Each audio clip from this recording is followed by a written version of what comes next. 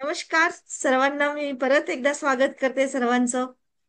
मला सर्वांचं खरंच खूप कौतुक वाटतं आणि काल रुपालीनी पण खूप सुंदर म्हणजे शेअरिंग केलं काल सांगितलेल्या होमवर्कवर आपल्या भावना नियंत्रित कशा करायच्या किंवा नियंत्रण करणं आवश्यक का आहे. है ना. भावना दाबून ठेवणं म्हणजे भावना नियंत्रण करणं नाही, तर भावनांना समजून घेणं आणि शांत आणि योग्य पद्धतीने कृतीत आणणं म्हणजेच भावनांना नियंत्रण करणं. तर याच्यावर तिने खूप सुंदर म्हणजे आपला अनुभव सांगितला. आणि जरुरी नाही की खूप म्हणजे तुम्हाला एकदम म्हणजे खूप लगेच रिप्लाय करणं किंवा आरडाओरड करणं किंवा हे करणं असं नाही, तर शांतपणे समजून उमजून करणं. आणि याच्यामध्ये आपले संबंध नातेसंबंध चांगले होतात. आपले चुकीचे निर्णय चांगले म्हणजे टाळता येतात आपल्याला, है ना. आपण म्हणजे योग्य निर्णय घेण्याची आपली पॉवर वाढते. आपलं आरोग्य चांगलं राहतं, तणाव कमी होऊन जातो आपल्या लाईफ मधला, आत्मविश्वास वाढतो, स्थैर्य वाढते. आपण एक जबाबदार व्यक्ती बनतो. किती सुंदर फायदे आहेत ना जेव्हा आपण नियंत्रित करतो आपल्या भावना, है ना. तर आपल्या लगेच म्हणजे त्याच्यावर हे म्हणजे रिॲक्ट न करता, रिॲक्शन न देता आपल्या श्वासावर लक्ष केंद्रित करायचं, थांबून विचार करायचं, योग्य शब्दांचा वापर करायचा, योग्य विचारांचा वापर करायचा, आपली शारीरिक हालचाल बदलवायची आणि स्वतःशी सेल्फ टॉक करायचं. हे कालचं आपलं म्हणजे एक होमवर्क होतं म्हणा किंवा जे काही आपल्याला ऍक्शन मध्ये आणायचंय. होमवर्क म्हणजे ती गोष्ट प्रत्यक्ष आपल्या लाईफ मध्ये आपल्याला वागायचं आहे. ठीक आहे. तर मी आशा करते की सगळ्यांनीच तुम्ही केलं असेल आणि नक्कीच तुम्ही याचा तुम्हाला फायदा म्हणा किंवा काही ना काहीतरी जाणवलं असेल, हे नक्कीच. तर बिलकुल तुम्हाला मनापासून म्हणजे माझ्या एक म्हणजे हे आहे, विनंती आहे की तुम्ही नक्की शेअरिंग करत चला आणि सांगत चला. ठीक आहे. तर आजचा आपला चौथा दिवस आहे आणि चौथ्या दिवसाचा आपला विषय आहे की एम्पथी. एम्पथी म्हणजे इतरांच्या भावना समजून घेणे. म्हणजे सिंपती किंवा म्हणजे दया, माया याच्या पलीकडे एम्पथी. आपण काय म्हणतो त्याला, सिंपथी, दया, माया म्हणजे असं असतं ना, दया, माया, करुणा. एम्पथीला करुणा म्हणतो आपण. तर दया, माया म्हणजे दया म्हणजे गरिबांवर दया करा, प्राणी मात्रांवर दया करा. आणि करतो पण आपण तो म्हणजे दयाभाव म्हटलं तसा, तसे पाहिलं तर आपल्यापेक्षा लो की बिचारे असं फिलिंग येते, बिचारे असं. आणि माया म्हटलं तर आपण माया म्हणजे प्रेम करतो की चल मला मदत करून घ्यायला पाहिजे किंवा तो व्यक्ती मला आवडतो किंवा चांगलं काम केलं त्याने, तर मी चला मी पण मदत करते वगैरे, याला म्हणतात माया करणं. पण एम्पथी म्हणजे एक सहानुभूतीच्याही परे. सहानुभूती म्हणजे सिंपथी म्हणजे सहानुभूती किंवा दया दाखवणं, पण सहानुभूतीच्याही परे म्हणजे एम्पथी. म्हणजे दुसऱ्यांच्या भावनांमध्ये स्वतःला ठेवून ती भावना स्वतः फील करून बघायची की कसं वाटतं. मग याच्यामध्ये इव्हन म्हणजे कोणी निगेटिव्हही काम करतोय, जसं आता मी जसं माझं मी नेहमी उदाहरण सांगते की कसे पैसे लोक फसवतात. तर मला पहिले त्यावेळेस आपल्याला राग आला असता, मला राग आला होता की की आता याला दाखवतेच मी असं, याला असंच करते, याची खानदानच असं आहे, याच्या बापाने तेच केलं, याचंही तसं झालं, याच्या बहिणीला समजत नाही का, थोडंसं माझ्याकडनं कोणी बोलत नाही, आई पण समजवत नाही वगैरे वगैरे, ह्या सगळ्या गोष्टी खूप राग आल्या होत्या. आणि कितीतरी त्याच्या मित्रांना, माझ्या लोकांना म्हणजे मध्यस्थी करायला मी सांगितलं होतं की प्लीज मला मदत करा, बोला बोला. पण कोणाचंच असं म्हणजे सॅटिस्फॅक्शनली असं काही मध्यस्थी होत नव्हती आणि माझे काही पैसे निघत नव्हते. तर त्यावेळेस म्हणजे माझ्या मनामध्ये राग खूप येत होता. पण जेव्हा मला ही समजली एम्पथी काय आहे, म्हणून माझ्या इन्स्टिट्यूटचं नाव पण प्रज्ञा करुण आहे. प्रज्ञा म्हणजे सत्य ज्ञान आणि करुणा म्हणजे इतरांची भावना समजून घेणारं असं. तर ते इतरांची भावना कसं समजून येतं, तर ज्यांना सत्य ज्ञान उमगलं, खरा ज्ञान समजलं, त्या लोकांना म्हणजे एम्पथी त्यांच्यामध्ये जागृत होते. आणि तेव्हा मला खरंच समजलं की किती कठीण म्हणजे ती हे गोष्ट आहे की दुसऱ्यांना फसवून पैसा कमवणं. म्हणजे त्यांना पोलिसांची भीती, त्यांना त्यांच्या घरातल्या लोकांची भीती, मुलांच्या समोर तुम्ही आदरभाव नाही ठेवू शकणार. माझ्या वडिलांनी असं केलं तर मी पण असं आहे, किंवा माझ्या वडिलांचं नाव असं आहे, तर तसं होत नाही. नंतर आई वडिलांच्या मनातून उतरतो. तो व्यक्ती, त्यांना स्वतःला लाज वाटते की आपल्या मुलाने असं केलं सांगायला, भाऊ बहिणीमधून मनातून उतरतो, बहिणीने राखी बांधणं सोडून दिलं. किती म्हणजे किती म्हणजे अपमानास्पद आहे. आणि एवढं असूनही मग पोलिसामध्ये जेव्हा तुम्ही फसता, तर ते पोलीस कधीही तुम्हाला तुरुंगात टाकणं म्हणजे आपल्यासारख्या नॉर्मल मिडल क्लास याच्यामध्ये म्हटलं की ते एक इज्जतीचं किती मोठं म्हणजे हे असतं. तर एवढा मोठा रिस्क घेऊन म्हणजे काहीच रुपयांसाठी तुम्ही दुसऱ्यांना फसवणं, हे जेव्हा समजलं, तर तेव्हा त्याच्याबद्दलची एम्पथी निर्माण झाली. की भगवंत त्याला चांगली बुद्धी दे, भगवंत त्याला चांगल्या पद्धतीने मार्ग दाखव, चांगले म्हणजे चांगल्या पद्धतीने पैसा कमवण्याचा मार्ग दाखव, त्याला हा मार्गातून सुटका दे. म्हणजे अशी प्रार्थना आपोआपच आतून आली. तर याला म्हणतो आपण करुणा म्हणजे सिंपथी. तर ही म्हणजे जेव्हा आपण इतरांच्या भावना समजून घेतो, आणि एम्पथी म्हणजे कशी निर्माण होते, जेव्हा तुम्ही त्यांच्या भावना समजून घेतो. तर त्यांनी का केलं, तर त्याच्याही मनामध्ये त्याच्या मुलांबद्दलचं प्रेम असेल, किंवा त्यालाही त्याचं कमवायचे असतील पैसे, त्यालाही त्याचं काही जे काही त्याचे स्वप्न असतील करायचे असेल, फक्त त्यांनी मार्ग योग्य नाही वापरला, बस एवढंच. ती चूक झाली. किंवा एखाद्या गोष्टीत फसला तर माणूस फसत जातो चिखलामध्ये, त्याला बाहेर येण्याचा मार्ग सापडत नाही. मग इथून वाचवायला तिथे वाचवायला अशा टाईपचा करत करत तो चिखलामध्ये फसलेला. तर हे जेव्हा समजलं, तेव्हा आपण त्यांच्या भावना समजून घेतो. म्हणजे जो आपल्या विरोधात वागतो, तरी सुद्धा इव्हन आपल्यासोबत त्यांनी रिलेशन्स तोडले, किंवा आपली बदनामी केली, किंवा आपलं जे काही मनाविरुद्ध केलं, चोरी केली, किंवा जे काही केलं, अपमान केला त्या लोकांसमोर, जे काय असेल ते, पण तरी पण त्याच्याबद्दलच्या त्या भावना समजून घेणं म्हणजे एम्पथी. तर खऱ्या अर्थाने समजून घेणं असतं, म्हणजे त्याच्या साईडला जाऊन त्याच्या जागेवर स्वतःला ठेवून बघणं. तर जेव्हा आपण समजतो तेव्हा त्याला एम्पथी म्हणतो. आता जसं एक साध्या साध्या ही गोष्टी मी एक सांगते. एखादा मित्र किंवा मैत्रीण आपल्याला म्हणते की मला खूप एकटं असं फील होतं, वाटतंय, एकटं एकटं वाटतं, माहिती नाही काय. तर सिंपथी देताना आपण काय म्हणू की अगं असं काही नाही होत, सगळं ठीक होऊन जातं. आता तुला कदाचित थोडस ते प्रकरण झालं ना, म्हणून तुला वाटत असेल एकटं, काय हरकत नाहीये. थोडस जा बाहेर, फिर, हे कर ते कर, होऊन जाईल. किंवा चल हे पुस्तक वाच, किंवा ह्या कोर्स कर, किंवा असं काय आपण सांगू शकतो. तर याला म्हणतो सिंपथी, म्हणजे याला माया. माया आहे आपल्याला म्हणून त्यांना मार्ग दाखवतोय. पण त्याच्याही परे एम्पथी म्हणजे काय, तर त्यावेळेस आपण कसं बोलणार की हो, मला जाणवतं की तुला खूप एकटं वाटतंय, पण तू स्वतःला एकटं समजू नकोस, मी आहे तुझ्यासोबत. म्हणजे मी आहे तुझ्यासोबत, हा एका वाक्याने त्याचा एकटेपणा खतम. म्हणजे त्याची जी एनर्जी आहे ती मी डिव्हाइड केली, मी घेतली. मी माझी एनर्जी तुला देते, म्हणजे एनर्जी लेवलला आपण एकरूप होऊन जातो. जसं म्हणजे जेव्हा मी कल्पना केली की त्यांनी असं लोकांना फसवून हे केलं, तर आज त्याची भावना कशी असेल. कधी तो समजा आता मला दवाखान्यामध्ये दिसला, माझ्या हाताचं हे झालं ऑपरेशन, तेव्हा त्या दवाखान्यामध्ये दिसला, आणि मला एकदम म्हणजे पटकन त्यांनी मला बघून म्हणजे रस्ता हे केला, दोघे नवरा बायको दिसले. ती पटकन दुसरीकडे चालली गेली. म्हणजे डोळ्यांना डोळे सुद्धा नाही भिडवू शकलेत ते लोक. की आणि दवाखान्यात तर आपण भांडणं भिडणं तर दूरच आहे. मी पण नाही बोलले, पण मी शांत बसले होते. पण मला ते त्यांची हालचाल किंवा त्या गोष्टी, नजरा नजरी जी झाली, किंवा त्यांनी नजर बिलकुल दुसरीकडे पटकन वळवलं, किंवा लक्षच नाही असं दाखवलं, दुसऱ्या रूम मध्ये बसले, याच्यावरून समजून येतं की किती भयानक म्हणजे ते पेनफुल मध्ये पोझिशन मध्ये असतील ते लोक. हो ना.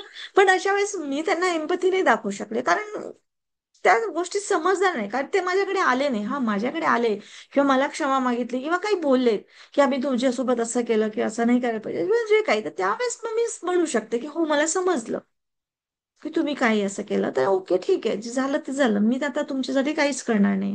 हो ना.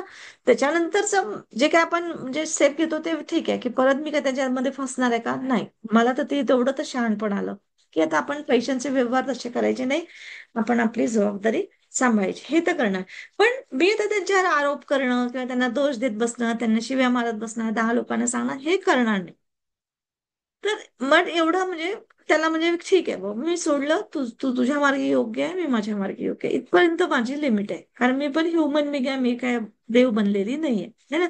पण एम्पथीची लेवल पण आपण आपल्याला ठरवायची असते की कुठपर्यंत. तर हो ठीक आहे, मी आहे, मला समजतं तुझं दुःख, एवढं पर्यंत. ठीक आहे. तर आणि आपले जवळचे असतात, आपले आई वडील म्हणा, आपल्या घरातले फॅमिली म्हणा, त्यांच्या जवळ तर तुम्हाला बिलकुल असं समजायला पाहिजे की आपण एकरूप आहोत, एकटं म्हणजे एक मी आहे तुझ्यासोबत, कुठल्याही गोष्टीमध्ये मी तुझ्या सोबत आहे, एवढं म्हणणं सुद्धा तुम्ही ते एम्पथी देताय, करुणा त्यांच्याबद्दलची निर्माण करत आहात. नंतरचा पॉइंट आहे की एम्पथी एवढी महत्वाची का आहे? कारण बघा, आपण हे सगळं शिकतोय, ह्या सगळ्या भावना शिकतोय, भावनांची शक्ती. तर ही एम्पथीची पण शक्ती आपल्या आतमध्ये आहे. ही पण पॉवरफुल आहेत. आणि जे आपण भौतिक दुनियेमध्ये राहतो आणि भौतिक दुनियेमध्ये जे काही क्रिएशन करतो आध्यात्मिक पद्धतीने, आध्यात्मिक म्हणजे अशा काही शक्ती निर्माण करतो जे दिसत नाही तुम्हाला. जसं आता हवा लागते, फील होते, सुगंध येतो, तुम्ही नाकाने सुगंध घेऊ शकताय, गरमी तुम्ही स्किनला लागते, फील होऊ शकते. पण एम्पथी ही अशी किंवा ह्या भावना अशा तुम्हाला अशा फील म्हणजे काय, अशा हवा नाही लागत, सुगंध नाही येत, ऊन नाही लागत, असं काहीच नाही होत, थंडी गरमी काही नाही होत.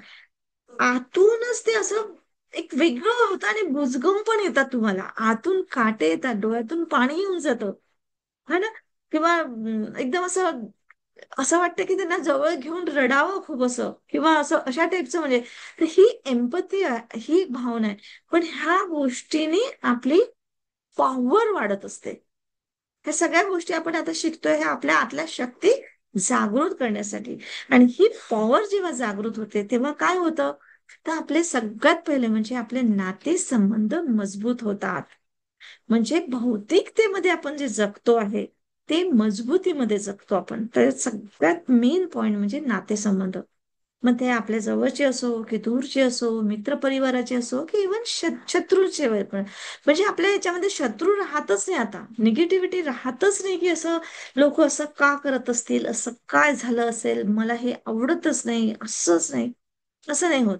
उलट हे लोक असं करतात, त्यांना मी कशा पद्धतीने मदत करू शकते, मी त्या लोकांना कशा पद्धतीने समजू शकते. तर अशा पद्धतीने आपले नातेसंबंध आपण मजबूत करण्यामध्ये एक खसचा दाना का असे ना, पण एक पॉइंट आपण टाकू शकतो. पण म्हणतो की एवढ्या मोठ्या युनिव्हर्समध्ये माझा काय पार्ट आहे? बिलकुल, एवढा मोठा युनिव्हर्स तुमच्या आतमध्येच लपलेला आहे सगळा. तर स्वतःलाच बदलवाय, तुमचं युनिव्हर्स आपोआप बदलतं. ठीक आहे. बरोबर ते तुमचे व्हायब्रेशन जातात आणि तुम्हाला तुमचे तसे लोक मिळतात, तसं तुम्हाला ग्रोथ मिळते तुमच्या लाईफमध्ये. आणि तशी तशी तुमच्या लाईफमध्ये शांती तुमच्या लाईफमध्ये येत राहते. आणि तसंच तुम्ही जितकं एम्पथी तुम्ही दाखवाल इतरांच्या म्हणजे याच्यामध्ये, तितका तुम्हाला इतरांचा विश्वास जिंकता येतो. मी तुझ्यासोबत आहे एवढं म्हटल्याने सुद्धा इतरांचा विश्वास तुम्ही जिंकता. तुम्ही मग ओळखीचे असो नसो, मी तुम्हाला समजू शकते. हो, तुम्हाला काय दुःख असेल, खरंच मला कल्पना आहे. बस एवढे जरी म्हणता ना, तरी समोरचा माणूस घायाळ होतो तुमच्या याच्याने, इतकं विश्वास तुम्ही जिंकता. संघर्ष कमी होतो. संघर्ष म्हणजे तुमच्या विरोध जो काय असेल, की मलाच का, त्यालाच का, त्यांनीच का, किंवा तुमच्याबद्दल इतरांच्या मनामध्ये संघर्ष असेल, की हिलाच असं नेहमी वाटतं. हा सगळा संघर्ष कमी होऊन जातो आणि तिथे सॉफ्टनेस येऊन जातं. सहकार्य वाढतं, एकमेकांना मदत करण्याची भावना वाढते. एकमेकांसाठी म्हणजे म्हणजे जे आपण म्हणतो ना, काय, शर्यत नाही राहते, ते सहकार्य वाढतं की येस तू चल माझ्यासोबत, म्हणजे मी जिंकेल, तू हारशील, ही राहत नाही. तर जिंकणं आणि हारणं राहतच नाही. उलट सहकार्य की आपण सगळे कसं जिंकू शकतो, म्हणजे विन विन पोझिशन. आणि त्याच्यानंतर आपण ते चांगले नेता म्हणजे एक लिडरशिप क्वालिटी चांगली होते. तुम्ही एक चांगले मित्र बनता किंवा एक चांगले पालक बनता, एक चांगलं म्हणजे जे काही तुम्ही नातेसंबंध आहे, एक चांगली आई म्हणा, आई वडील म्हणा, एक चांगले भाऊ बहीण, मित्र परिवार, एक चांगल्या माध्यमाचे म्हणजे चांगल्या क्वालिटीचे बनता तुम्ही. आणि इव्हन नेता सुद्धा, नेता म्हणजे लिडरशिप करायची असेल तर जिथे पण कुठे तुमच्या ऑफिशियल मध्ये असा, घरचं असो की कुठे पण असो, तर चांगल्या पद्धतीने तुम्हाला लिडरशिप जमू शकते. कारण लीडर असाच असायला पाहिजे जो स्वतः दुसऱ्यांना समजतो. लिसनिंग मध्ये हा पार्ट मी सांगते, अजून तुम्हाला पुढे वाटलं येईलच लिसनिंग म्हणजे कसं. तर आणि म्हणजे हे लिसनिंग म्हणजे एक नंतरचा एक म्हणजे पॉइंट आहे की अ, ही एम्पथी जी असते हिला विकसित कसं करायचं, म्हणजे वाढवायचं कसं. तर लिसनिंग म्हणजे लिसनिंग हा पार्ट त्याच्यामधला खूप महत्वाचा आहे. एम्पथी आपले विकसित करण्यासाठी म्हणजे वाढवण्यासाठी त्याच्यातला पहिला पॉइंट आहे की ऐकण्याची कला म्हणजे आपलं लिसनिंग पॉवर ऍक्टिव्ह करायचं आहे. तर लिसनिंग आणि हिअरिंग मी नेहमी याच्यात सांगत असते, लिसनिंग आणि हिअरिंग याच्यामध्ये फरक आहे. हिअरिंग म्हणजे की आता मला जसं पंख्याचा फिरण्याचा आवाज येतो आहे, खालून एखादी गाडी गेली किंवा कोणी बोललं तर मला आवाज येतो आहे, किंवा बाजूला शुभ्धा आहे, शुभ्धा फोनवर बोलते मला आवाज येतो आहे, पण माझं लक्ष नाहीये त्याचं, तो आवाज आहे आणि एवढं मला काही फरक पडत नाही त्याच्यात. पण मात्र मी तुम्ही काही बोलले तर मी तुम्हाला एकदम शांतपणे ऐकेन, सारे आवाज येऊनही माझं लक्ष कुठे राहील, तुमच्याकडे राहील. म्हणजे मी लक्षपूर्वक ऐकेन. तर मी फक्त ऐकत नाहीये, तर मी लक्षपूर्वक ऐकते. आणि प्लस मी डोळ्यांनी बघणार, म्हणजे मी फील करणार तुम्ही काय बोलता आहात. म्हणजे जसं मला माझ्यासोबतच ती गोष्ट घडली, तर मी तुमच्या जागेवर येऊन मी फील करेन की तुम्हाला कसं वाटते, त्या गोष्टी काय होतात आहे तुमच्या आयुष्यामध्ये. तर त्याला म्हणतात ऍक्टिव्ह लिसनिंग. आणि मी त्यांना अगदी डोळ्यांनी संपर्क ठेवेन, बघेन. आणि असं नाही की नाही नाही थांब थांब तू माझं ऐकून घे पहिले आणि मग मी तुझं ऐकेन, असं नाही. तर मी त्यांना न अडकवता पूर्णपणे लिसनिंग करेन, म्हणजे ऐकून घेईन, लक्षपूर्वक ऐकेन. भले मध्ये मला ते दोष देत आहेत किंवा माझ्यावर काड्या करतात आहे किंवा मला जे काही माझ्या चुका काढतात आहे, भले मला पॉझिटिव्ह बोलो निगेटिव्ह बोलो, काहीही बोलो, पण मी त्यांना मध्ये न अडकवता त्यांना डोळ्यात डोळे घालून मी ऐकेन की त्यांना काय बोलायचं आहे माझ्याबद्दल. मग ते चांगलं असो की वाईट असो, जे काय असेल, आणि मला त्याच्यातून घ्यायचं काय आहे ते मी ठरवेन. असं नाही की कोणी मला शिव्या देते म्हणजे मी शिव्या घेणं, हा मला शिव्या, अरे बापरे मी अशीच आहे, मी तशीच आहे, त्यांनी मला म्हटलं, असं नाही, मी ऐकून घेईन. पण त्या शिव्या देण्याच्या मागे माझ्याकडून असे काय एनर्जी क्रिएट झाली की त्याला शिव्या देण्याचं मन झालं. तर याचा अर्थ असं नाही की मी त्या शिव्या घेईल, मी शिव्या घेणार नाही, कारण मला माहिती आहे, मी स्पष्ट आहे की मी कुणाचं वाईट करत नाहीये. पण काहीतरी चुकीचं त्याला हे गेलं, जे एनर्जी गेली, किंवा तो समजू शकला नाही, किंवा त्याला समजवण्यामध्ये मी कमी पडली, असंही काही होऊ शकेल. आणि हे सगळं करू नये म्हणजे मी त्याला ऐकते आहे. आणि जेव्हा तुम्ही ऐकता तिथे 50% का असे ना, त्याचा राग तर तिथेच पहिले जातो, शांती तर तिथेच येते पहिल्यांदा की मला ऐकून घेतले नाही. आता जसं एक छोटंसं एक उदाहरण सांगतो तुम्हाला, की एक छोटं बाळ म्हणतं की माझं खेळणं हरवलं आणि ते रडून राहिलं. आई म्हणते, आईला म्हणतो माझे खेळणं हरवलं, काय खेळणं हरवलं, तर आई काय म्हणे, त्याला पहिले रागवलं, तुला पहिलेच मी सांगितलं होतं ना की व्यवस्थित ठेवायचं, तू कधीच एका जागेवर ठेवत नाही, कधी इथे कधी तिथे, आणि ते त्या दिवशी तू किती जोराजोराने आपटत होतो, किती महागाचं आहे, तुला माहितीये का आम्ही कसं घेऊन येतो, कसं करतो, तुला बिलकुलच हे नाही समजत, असं नाही तसं नाही तसं नाही, हे इतकं कपाट बनवून दिलं, इथे व्यवस्थित ठेवून जा, ह्याच्यामध्ये सामान ठेव, हा बॉक्स करून दिला तुला, असं. त्यांनी काय म्हटलं की मम्मा माझं खेळणं हरवलंय, तुम्ही काय बोलत आहात. म्हणजे त्याच्या भावना तुम्ही समजलेच नाही.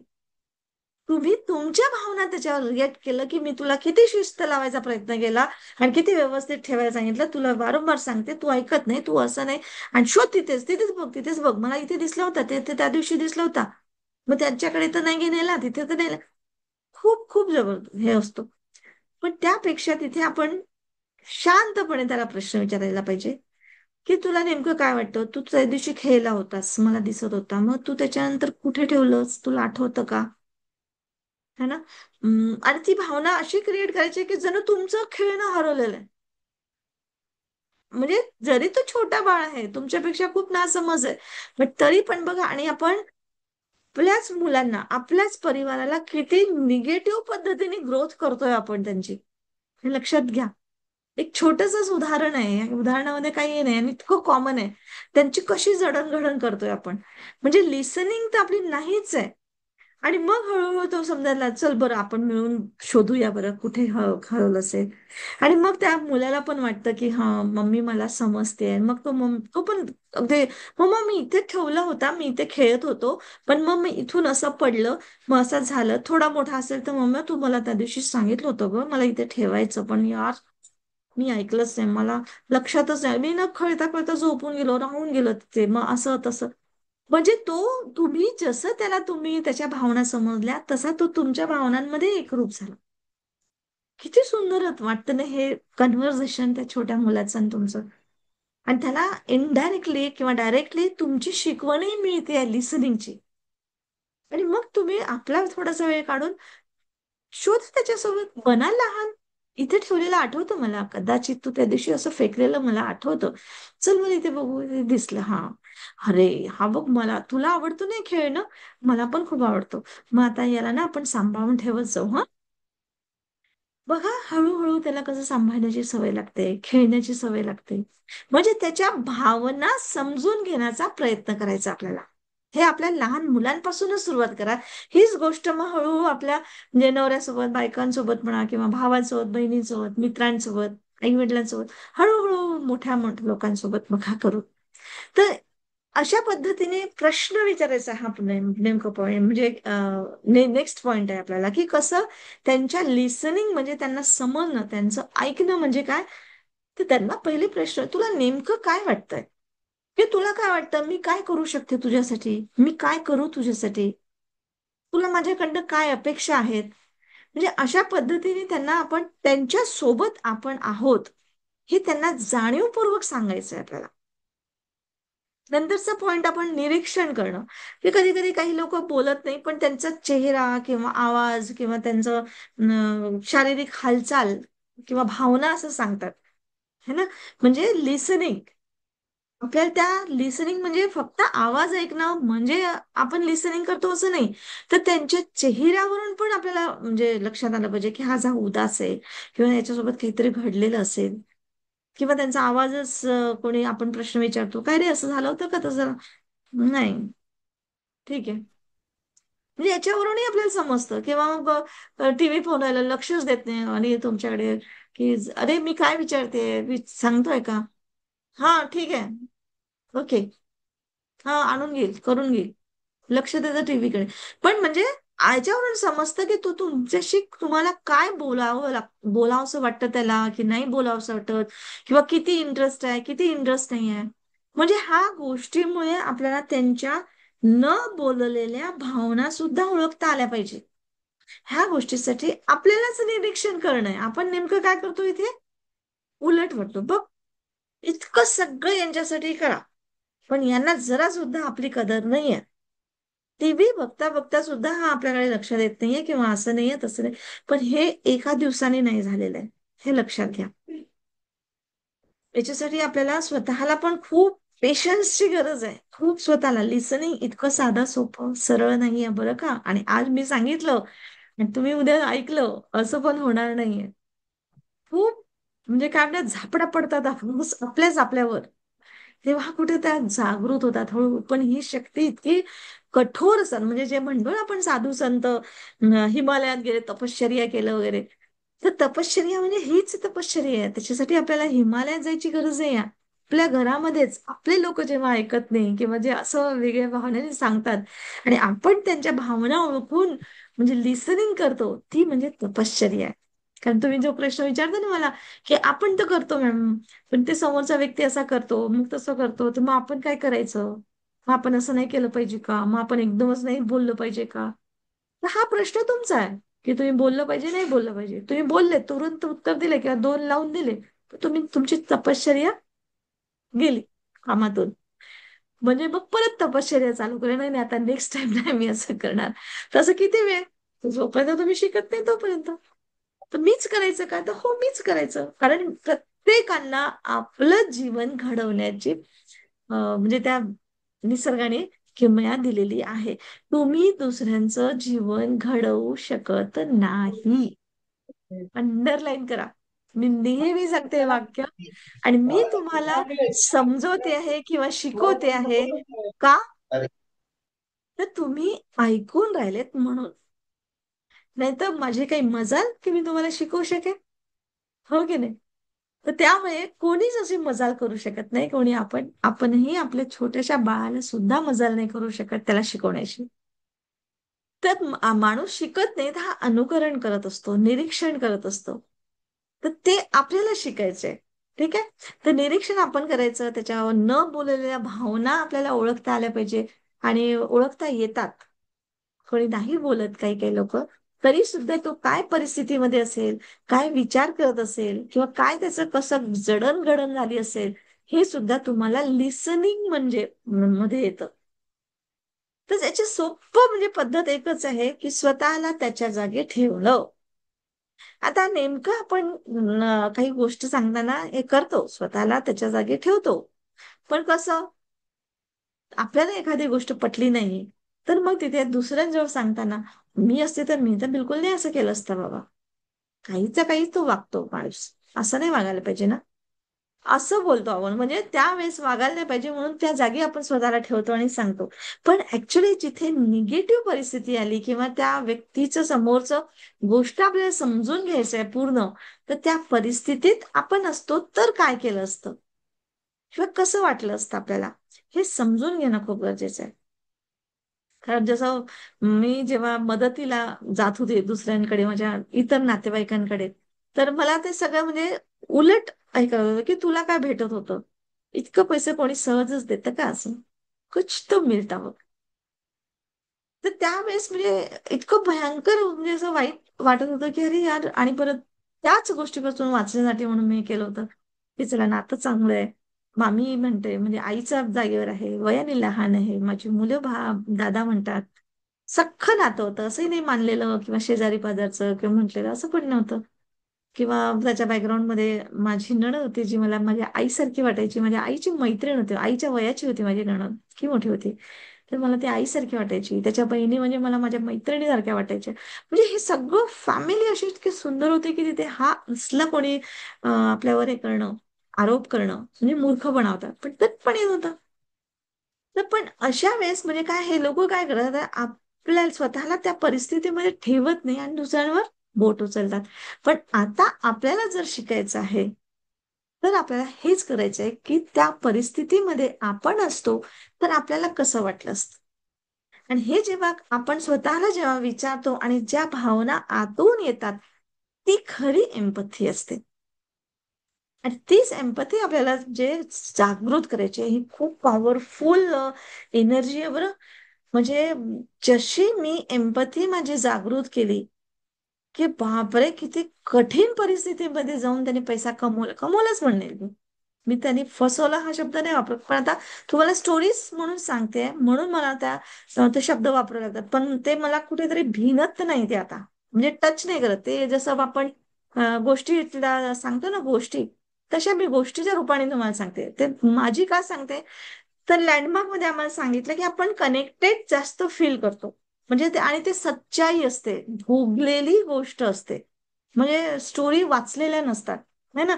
तर त्या जास्त इम्पॅक्ट जास्त करतात जेव्हा तुम्हाला तुमची गोष्ट दुसऱ्यांपर्यंत पोहोचवायची आहे. तसा तो एक म्हणजे अं, एक काय नियमच होता तिथे सांगण्याचा. मोठे मोठे लोक जे कोच असतात ते आपले स्वतःचे म्हणजे एक्सपिरियन्सेस सांगायचे तिथे. तर त्या हिशोबाने मी तुम्हाला माझे एक्सपिरियन्स सांगते. तर तेव्हा म्हणजे आज मला ते ती एम्पथी जेव्हा माझ्यातली जागृत झाली आणि माझ्या डोळ्यात अक्षरशः पाणी आलं की किती भयानक म्हणजे पद्धतीने पैसा कमवतोय. किती पैशांना म्हणजे नुसतं पैसा कमवण्यासाठी आपण इथे आलेलो नाहीये. तर किती लोकांना नाराज करून, किती लोकांना म्हणजे धोका देऊन म्हणजे पैसा कमवणं म्हणजे किती भयानक स्वतःच्या जीवनाला धोका देणं आहे. आणि म्हणजे किती कठीण परिस्थितीमध्ये आहेत. तर हे जेव्हा समजलं तेव्हा आतून क्षमा निघते. क्षमा म्हणजे नुसतं सॉरी म्हटलं नाही, तर एम्पथी निर्माण करणं. आणि जसं आपण एम्पथी निर्माण केलं तर तो ब्रह्मांड तुमच्या सोबत इतकी एम्पथी दाखवतो की सारं कव्हर करून टाकलं त्याने एका वर्षामध्ये. मी खरं सांगते ही गोष्ट. आणि इतकं आपोआप की म्हणजे माझ्या मनातही दूर दूरपर्यंत नव्हतं की मी असं करते तर ब्रह्मांडाने मला असं द्यावं. मुळीच नाही. एका शब्दाने मी काही मागितलेलं नाही, काहीच नाही. पण तो आपोआप त्या भावनेमध्ये आपण गेलं तर तो तुम्हाला पूर्ण करतो. तर हे खरं लॉ ऑफ अट्रॅक्शन आहे. लॉ ऑफ अट्रॅक्शन म्हणजे नुसतं असं लिहायचं आणि व्हिज्युअलायझेशन वर बोर्ड करायचं आणि मेसेज करायचं, आपलं मेडिटेशन करत जायचं, एफर्मेशन असं नाहीये. ह्या गोष्टी सायंटिफिकली समजून घेणं, त्या डीप मध्ये, डीप रूट मध्ये जाणं, ही म्हणजे मुख्य आहे गोष्ट. ठीक आहे. तर हिचं एक साधारण उदाहरण मी तुम्हाला एक सांगते की जसं एक नर्स एका पेशंटला म्हणजे इंजेक्शन द्यायला जाते, तर तो इंजेक्शन म्हणजे घ्यायला घाबरतो. तर तो म्हणजे एकदम अरे बापरे आता असं असं वगैरे. तर ती नर्स त्याला अगदी म्हणजे प्रेमाने असा हात फिरवते, म्हणते तुम्हाला इंजेक्शनची भीती वाटते का? तर तो रुग्ण म्हणतो की हो मला भीती वाटते. तो म्हणतो बरं ठीक आहे, मला समजतं की कठीण आहे, पण तुम्ही घाबरू नका हा, मी अगदी हळूवार, तुम्हाला पत्ता पण लागणार नाही बरं का, इतकं शांतपणे मी देते तुम्हाला असं. आणि ती बोलते छानपैकी, आणि पटकन इंजेक्शन कधी दिलं कधी झालं समजलं पण नाही. इतका हलका हात होता. तर ही एक प्रकारची एम्पथी झाली. त्या एम्पथीने त्याने तिने बोलता बोलता त्या रुग्णाची भीती कमी करून घेतली आणि तो शांत झाला. आणि तो म्हणतो अरे सिस्टर, पत्ता पण नाही लगा तुम्ही कधी इंजेक्शन दिलं. हा, असंच असतं इंजेक्शन. आपल्याला उगाचच म्हणजे कठीण वाटतं, है ना. तर कठीण काही नाही, त्याला आपण जेव्हा समोर गेले कोणत्याही गोष्टीला, तर ती सहजच होऊन जाते. तर तुम्हाला भीती काढून घ्यायची आहे मनातली, तर एम्पथी दाखवल्याने भीती कमी होऊन जाते. स्वतःची तर होतेच, दुसऱ्यांची सुद्धा. ठीक आहे. आणि इव्हन म्हणजे आता मला जसं माझी पण भीती कशी, मला सगळ्यात पहिल्या म्हणजे भीती तर ही वाटायची की आता मी कशी करेन, म्हणजे माझा एकही रुपया नाहीये, किराणा आणायलाही नाही, तर मी आता समोरचा कसंही करेन, इथे ही भीती होती. नंतर मला असं वाटायचं की बापरे हा मुलगा म्हणजे काही करणार तर नाही. म्हणजे मला रात्री बेरात्री सुद्धा इथे कुलूप लावते, इथे खिडकी लावते, बंद त्याच्यासाठी म्हणून स्वतःचा बंगला विकून मी फ्लॅटमध्ये, म्हणजे मला एकटी बंगल्यामध्ये राहायला भीती वाटत होतं. त्यापेक्षा मला फ्लॅटमध्ये म्हणजे भीती नाही वाटत, की चला आपले आजूबाजूचे असतात, खाली चौकीदार असतात, चौकीदारावरच म्हणजे खाली कुलूप असतो गेटला, हे ते, म्हणजे हा इतकी भीती मला राहायची. तर जेव्हा माझ्यामध्ये एम्पथी निर्माण झाली, तेव्हा काहीच नाही, सगळं आज एकटे कुठे कोणत्याही वेळेत जाऊ शकतो, काहीच वाटत नाही. तर हे सगळं भीती आपले स्वतःची कमी होते, दुसऱ्यांची आपण म्हणजे दुसऱ्यांसाठी आपण सेफ्टी राहतो, त्यांना समजू शकतो. तर हे सगळ्या गोष्टी तुम्हाला म्हणजे करणं खूप गरज आहे. तर तुम्हाला आता याच्यामध्ये होमवर्क हे राहणार आहे, तसं मी लिहून तर तुम्हाला देतेच, पण तरी पण आता अवेअर राहा की तुम्हाला होमवर्क काय करायचं आहे. तर उद्या दिवसभरामध्ये कुठल्या तरी एका व्यक्तीला तरी, कमीत कमी एका आता मी एका व्यक्तीला म्हटलं म्हणजे एकच नाही असं, पण जे कोणी येतात व्यक्ती, त्यांना जे काही बोलतात ते तुम्हाला सांगणं, इव्हन म्हणजे चुगल्या चहाड्या सांगत असतील तरी सुद्धा ऐका, पण पूर्ण लक्ष देऊन ऐका. आपलं काही सांगायचं नाही की हो तो असाच म्हणतो, हो मला माहितीये, असं बिलकुल नाही, फक्त ऐका. बिलकुल त्याला न अडवता ऐका. आणि आपलं पण मत सांगायचं नाहीये, काहीच नाहीये, फक्त त्याला ओके, ठीक, अच्छा, वा, बढिया, ठीक आहे, है ना. आणि मग समजा अडचणीच्या असेल, तर त्यांच्या चेहऱ्यावरून किंवा त्यांच्या आवाजावरून त्यांच्या भावना ओळखा, की हे दुःखी आहेत का, किंवा हे आनंदात आहेत का, किंवा यांना काय सांगायचं आहे मला, किंवा माझ्याकडून काही अपेक्षा आहेत का, की मी त्यांना कुठे मदत करू शकते, किंवा काय होऊ शकतं, किंवा मी त्यांना कुठे घेऊन जाऊ शकते का, जे काही असेल, त्या भावना त्यांच्या ओळखण्याचा प्रयत्न करा. आणि आपल्या जनरलमध्ये, रोजच्या जनरलमध्ये हे जरूर लिहा की मी कोणाच्या भावना समजून घेतलं आणि त्याचा काय परिणाम झाला. म्हणजे त्याच्यात तुमचं खरंच, मी जे तुम्हाला सांगितलं की भावना जेव्हा आपण ओळखतो तेव्हा काय होतं, तर आपले रिलेशनशिप चांगले होतात, सहकार्य आपलं वाढतं, आपला संघर्ष कमी होतो, है ना. आपण विश्वास एकमेकांचा जिंकतो, चांगले मित्र किंवा चांगला नेता, पालक चांगले बनतो.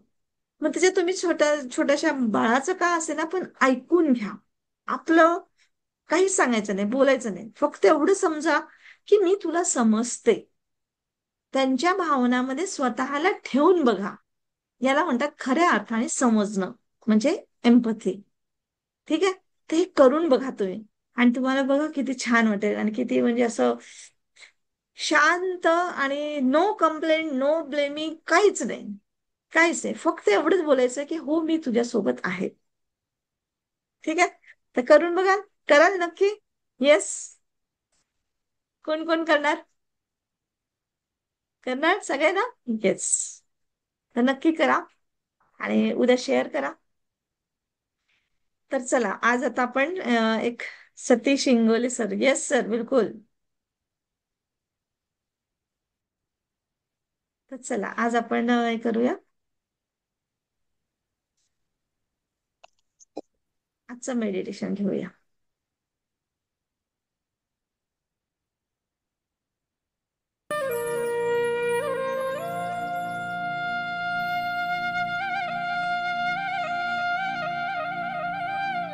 चला शांतपणे बसा, डोळे बंद.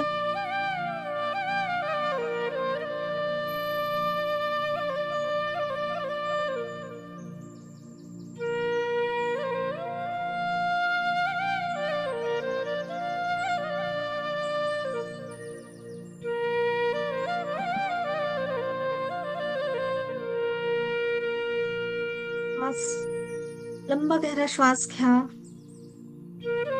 प्लीज बाहेर सोडा.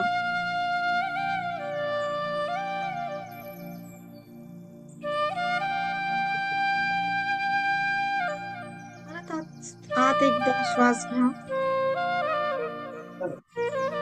आता श्वास आत घेताना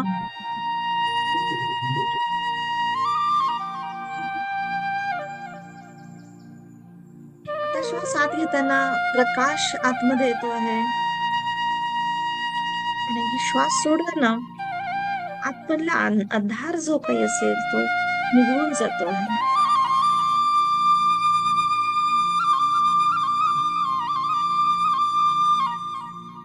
अगदी असं जसं टॉर्च मध्ये तुम्हाला सगळ्या गोष्टी दिसतात. रूम मधला लाईट लावला तर सगळ्या गोष्टी लख्खपणे दिसतात. कोणत्या वस्तू कुठे ठेवल्या आहेत तुम्ही सहजपणे बघू शकता. अशा पद्धतीने तुम्हाला आज आपल्या एनर्जीच्या रूपात स्वतःला आतमध्ये बघायचं आहे. प्रकाशात आज आपल्या हृदयामध्ये एम्पथी बघायची आहे.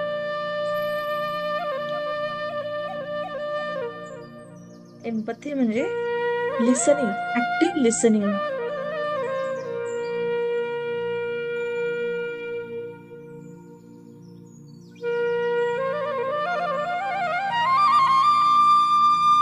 कोणी पण जवळचा व्यक्ती आठवा.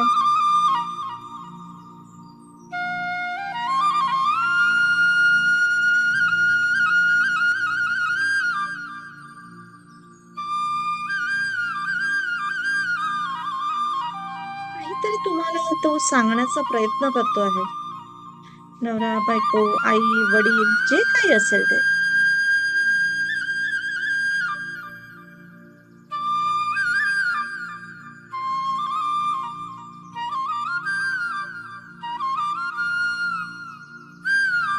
आणि तुम्ही समजू शकत नाहीये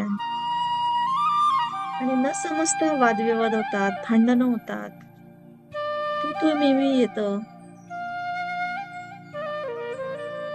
त्या व्यक्तीला समजून घ्यायचंय, लिसनिंग करायचं आहे, एम्पथी करायची आहे त्याच्याबद्दल, की का तो एवढा ओरडून मला बोलतोय किंवा काय मला सांगू इच्छितो. किंवा कधी कधी कोणी बोलतच नाही, आपल्या भावना व्यक्त करत नाही.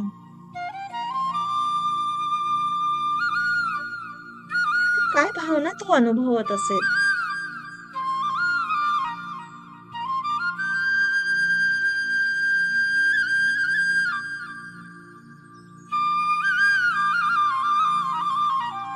होऊ शकेल तुम्ही त्याला समजू शकत नाही असं त्याला वाटत असेल. होऊ शकते तुम्ही रागवाल असं त्याला वाटत असेल. तुम्ही रोकटोक कराल, तुम्ही विरोध कराल, हसाल, जे काही टीकाटिप्पणी कराल, जे काही त्याला वाटत असेल तो समजत असेल कदाचित. जे काही असेल ते तुम्ही स्वतः अनुभव करून बघा. तो कसा भावना अनुभवत असेल.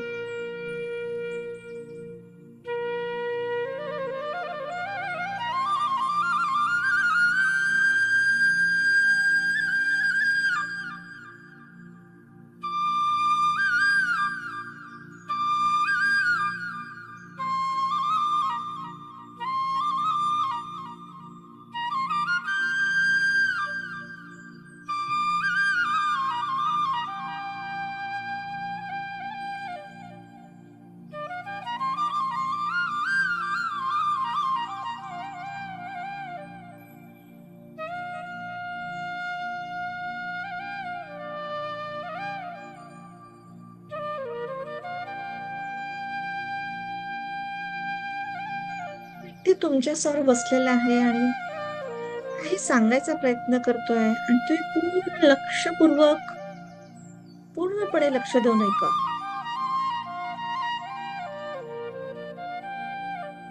एक वाक्य जरी त्याचं लक्षात आलं ना तुमच्या, तरी तुम्ही त्याला समजले. त्याचं सुख, त्याचं दुःख.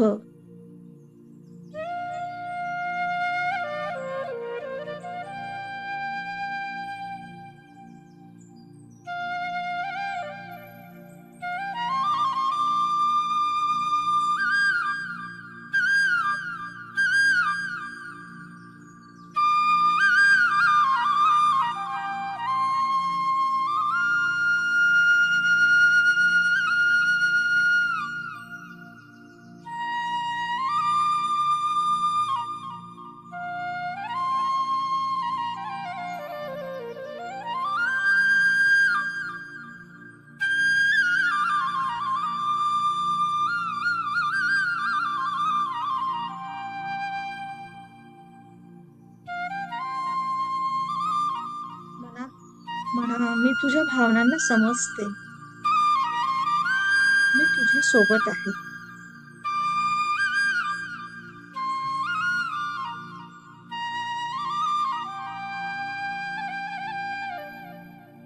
मी तुझ्या भावनांना समजते.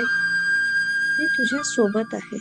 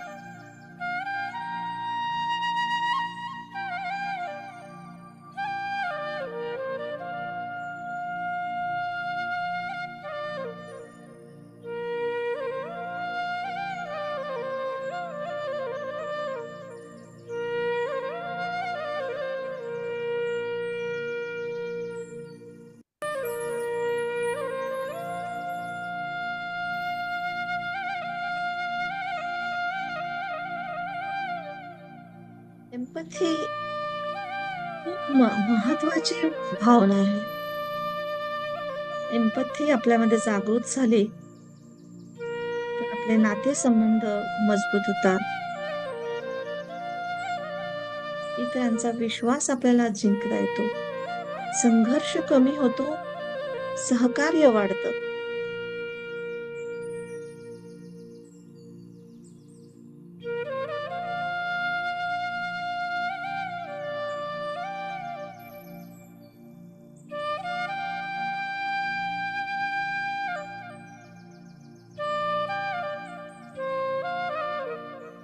एम्पथी ठेवल्याने स्वतःची आणि इतरांची पण भीती कमी होते. समज वाढते.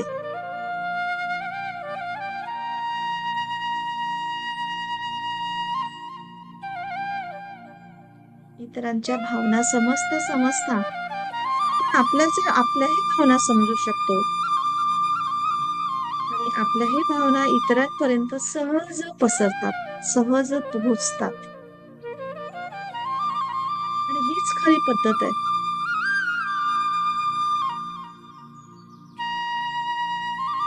तर आजच्या नंतर लिसनिंग आपल्या आयुष्यामध्ये वाढवायचं आहे आणि हाच एक मनात प्रण घेऊन आता वातावरणास बाहेरच्या वातावरणाची अवेर व्हा आणि हलकेच दोन्ही हात डोळ्यांवर ठेवून डोळे उघडा.